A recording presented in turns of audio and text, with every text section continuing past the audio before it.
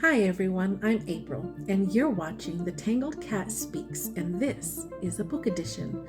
So, it's been about 2 weeks since the last time I recorded, and I have mostly audiobooks this time finished. I'm reading a few physical books concurrently, but I only actually finished one of those. So, let's get started. Um, so, Sorry, I got a whole lot of things running through my brain right now. I have been, the reason why it's mostly audiobooks is because I am knitting a whole lot of Christmas projects, and it always ends up that the last couple of weeks before Christmas is a big scramble to get things done. So, yeah, a little stressful, but in a good way. So, the first thing that I'm going to talk about is the only physical book that I have finished this time. And this is another George R.R. Martin book, The Ice Dragon. So this is the second George R.R. Martin book that I have read, and neither of them have anything to do with A Song of Ice and Fire, which will definitely be one of the series that I would love to get to in 2024. Don't hold me to that, because you know me, I like to wander off the trail here and mess my own TBR up. But this book was very short. It was about 115 pages or so. Very sweet, very quick, beautiful illustrations. It says illustrated by Yvonne Gilbert. The beginnings of each chapters, and sometimes throughout the pages, are these wonderful dragon illustrations. Suffice it to say, I will not be donating this book to any of the free libraries, because I think I would like to continue reading this every winter. It's not a Christmas book, definitely a winter book. There is a little girl who was born in winter time. Her mother died giving birth to her, and so her family, whenever winter comes, they get very melancholy. And they're a little standoffish with the little girl, not so much because they feel like it's her fault the mom died or anything like that, but just because the little girl herself is quite emotionally cold. Not cold in a mean way, but just distant. She rarely smiles, and her whole family would prefer spring and summer. She's more of a winter girl, and her family tends to stay in during winter and just, try to get through it, because they don't really care for that season, especially the dad, because it makes him very sad over losing his wife. But the little girl in the winter, she goes and finds all these different places to build ice castles, and she doesn't tell anybody. She's by herself. She wanders off, and she builds these wonderful snow castles, and then when there's like just a slight thaw and then it freezes, they turn into these beautiful ice sculptures. And during that time, when she's between 5 and 7 years old, every winter she is met by an ice dragon. And people know ice dragons exist, but they generally deem them bad luck, because whenever an ice dragon is around, that means that their winter is going to start earlier and last later. And that's bad for, when they need to plant their crops in the spring and stuff like that. So people have been seeing this ice dragon year after year, and they don't know why. And she doesn't tell anybody that this dragon actually comes and visits with her and has let her ride him. Because, part of the history of these ice dragons is that they don't want to be ridden. They don't want to be tamed. There are other dragons that breathe fire, and they're part of the military, and the dragon riders use them to fight this other kingdom. There is a war going on around this time that the little girl is becoming friends with this ice dragon. Because there's a war, her family is considering leaving their home and moving south, but the ice dragon wouldn't be able to go because it's too warm in the south, and he will literally melt. So the little girl is trying to find a way to not leave with her family and find a place to hide so that she can stay with her ice dragon, the only thing that seems to bring pure joy out of her. It's a beautiful story, very short, very quick. It is kind of dark in the way that Brothers Grimm fairy tales are, where there's death and sadness, but there's still all of that fantastical element, and it's, to me, kid friendly. But I mean, I liked Brothers Grimm at a very young age, so I really, really enjoyed that story, and I'm definitely keeping it to read again next winter. So that was the only physical book that I got through. I got through some really short audiobooks. I mentioned last time these audio dramas based on Sherlock Holmes stories. They're not like reimaginings of the actual Conan Doyle stories, but they kind of involve some of those themes. And let's see. So I did 3 of those, and they're very short. Each of them is like less than an hour. So the one is Sherlock Holmes and the Ripper. This involves Sherlock Holmes having to figure out who Jack the Ripper is. The next one that I got to was called The Final Problem. And then there was another short story, real short story after that one called The Empty House. And they're both kind of related, and they involve Sherlock Holmes meeting his nemesis, Moriarty. And then there's the last one that's Sherlock Holmes and the Reification of Hans Gerber, which is a murder mystery. There's a death in a wealthy family, and there's a question as to what happened. So Sherlock becomes involved. Very fun, very short, very exciting, because I enjoy this audio drama story type of situation. There's music, and there's different actors for different characters, and they don't just read, they are acting, and it's wild. I enjoy that from time to time. I do love the audiobook where you just listen to somebody reading the word for the word for the word for the word, and it's like somebody actually reading to you, where this is audio drama, and it's quite different, but I find both of them entertaining. So those are the 3 that I did on that. And then I did another audiobook that is called The Void by Veronica Roth. This is one of those Prime Reading short novella audiobooks. And this one is, they're science fiction, and this one is set in space. It's like a luxury spacecraft kind of thing that is like a intergalactic travel for the wealthy and for to just go on a vacation in space. And there's one particular person, she enjoys doing those types of things because you're in space and it's very easy for you to feel isolated, but that's her thing. She likes being alone, but she gets caught up in a murder mystery that happens on this luxury spacecraft. Very fun, very short, right around 50 pages. Very, very fun, easy read. It was one of those things that I read right before I fell asleep and had a good time with it. Let's see. Those were basically the only books that I actually finished in these last couple of weeks. I have been reading and listening to other things, but time gets away from you. Or it does for me.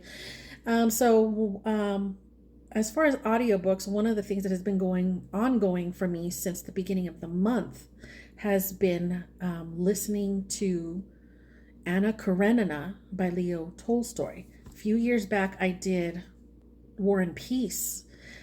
And so the same group on the Discord that I go to has decided that they wanted to do another Leo Tolstoy Russian drama during winter. So we're listening, most people are reading. I'm listening to Anna Karenina on audio, and I'm loving it.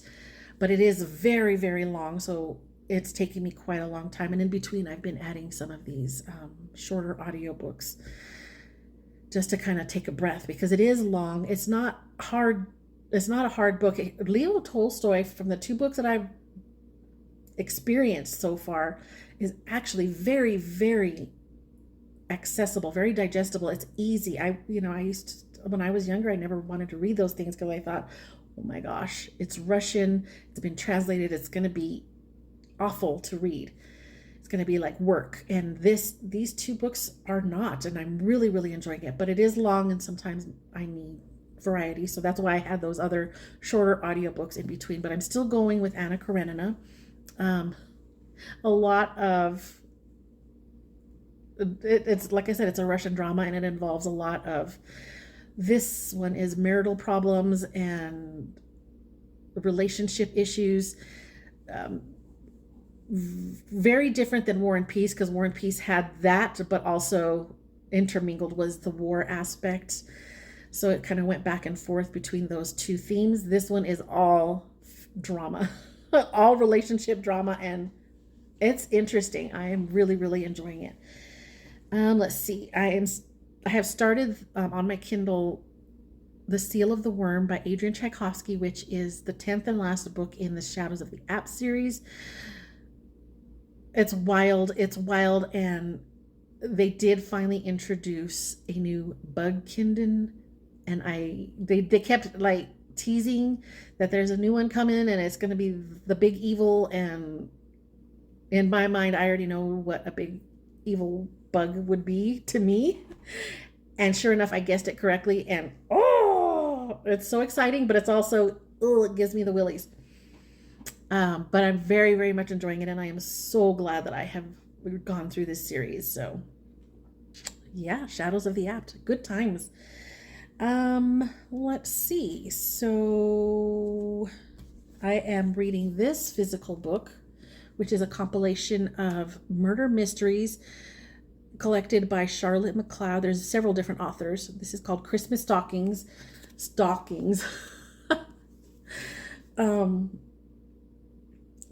Murder, some of them, well, they're not all murder mysteries. Some of them are just different kinds of mysteries, but there are a couple of murder mysteries in here, by authors such as Charlotte herself, Elizabeth Peterson. Her story is called Liz Peters. Let's see, Reginald Hill, Eric Wright, Mickey Friedman, Margaret Marin, a bunch of different ones. There's 13 stories in here. I've only done 3 so far. But you read 30 pages, you're done with a particular story. So it's very nice, and it comes in bite-sized bits, which makes it very handy for me. And another one that I am reading quite slowly is A Christmas Carol by Charles Dickens. This is the second time that I'm reading this. I read it last winter as well. And this one is also very easy to read in bite-sized pieces, because there's 5 chapters, or staves as they're called in the book. And so far I've only finished the first one, which is where Ebenezer Scrooge encounters Marley's ghost and is warned about the other 3 ghosts that are going to visit him. Very much enjoying it. And what else? I think that's all. Yeah, those are all the ongoing ones that I'm doing. As far as what I hope to also get to by the end of the year is an Agatha Christie book called The Sleeping Murder, and that will be on my Kindle. And then there'll be an audiobook, The Left Hand of Darkness, which is another Ursula K. Le Guin book. This will be my 3rd, I believe. I loved the first one, The Lathe of Heaven. I didn't really care so much for The Dispossessed, but The Left Hand of Darkness, I'm told, is really good. So we'll see.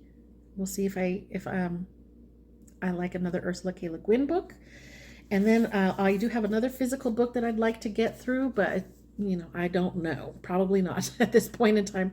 But this is a love-inspired suspense, inspirational romance. These are like romance with like suspense thriller type aspects, but there's no gore, there's no sexy time, and it's got a lot of Christian faith interwoven into the stories. Now this is a 2-in-1 book, so there's 2 novels in this book. One is by Sharon Dunn, the other is by Sarah Varland. So, and they're obviously both winter themed and have to do with mountains, I'm guessing. The one by Sharon Dunn is called Mountain Captive, and the other is Alaskan Mountain Murder by Sarah Varland. Each around 200-ish pages. So I hope I can get to these, or at least one. But like I don't know if I mentioned it last time, but I am in winter a seasonal reader, and I like to have things that have to do with winter and cold and Christmas. So that's one of the ones that I'd like to get to. That's all I have going as far as books that I've read and plan to read for till the end of the month. But let me get something real quick that I forgot to grab. Give me one moment. Okay, so last time I mentioned that I have finally completed my 100 book challenge, in which I was reading 100 books that I own before I can buy anything brand new. And those for me, for my rules and guidelines, involved physical books, audiobooks, and ebooks, as long as I had purchased them before the time that I started the challenge. And I did. I surpassed my 100. I had some gift cards built up and finally was able to use them, and I was able to get 3 brand new books, and I'm going to show you what they are right now. So I'm going to go with this one first. This is something that I've been wanting to read for a while.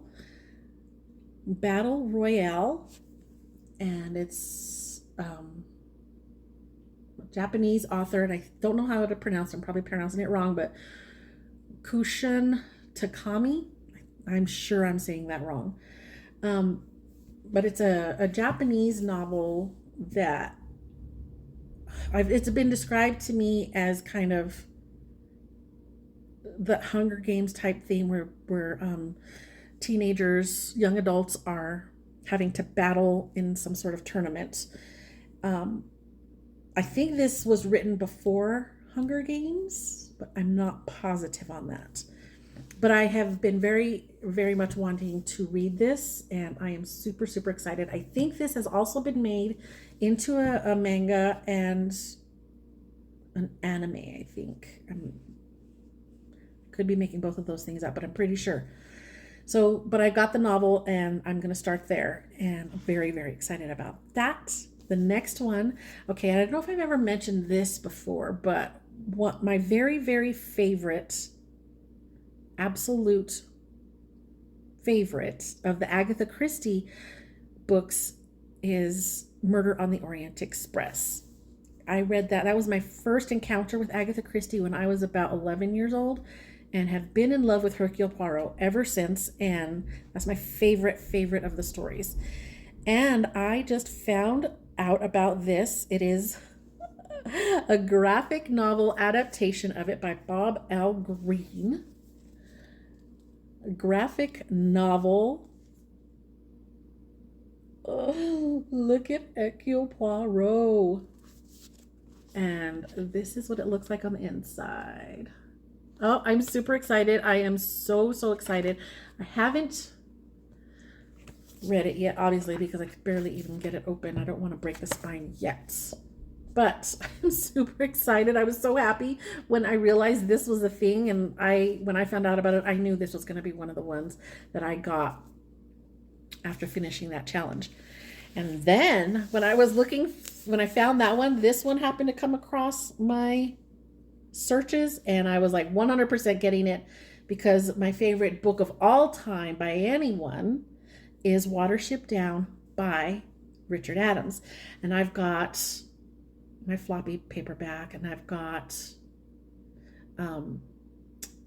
audiobook version read by Peter Capaldi, amazing version. And then I've got a really pretty cloth bound, gold embossed, covered hardback, beautiful. And then I've got a big illustrated version, beautiful. But now there is a graphic novel. Oh my God. And it is so, my heart, I literally Look at the rabbits. Look at their little faces. I love them. I love them. And I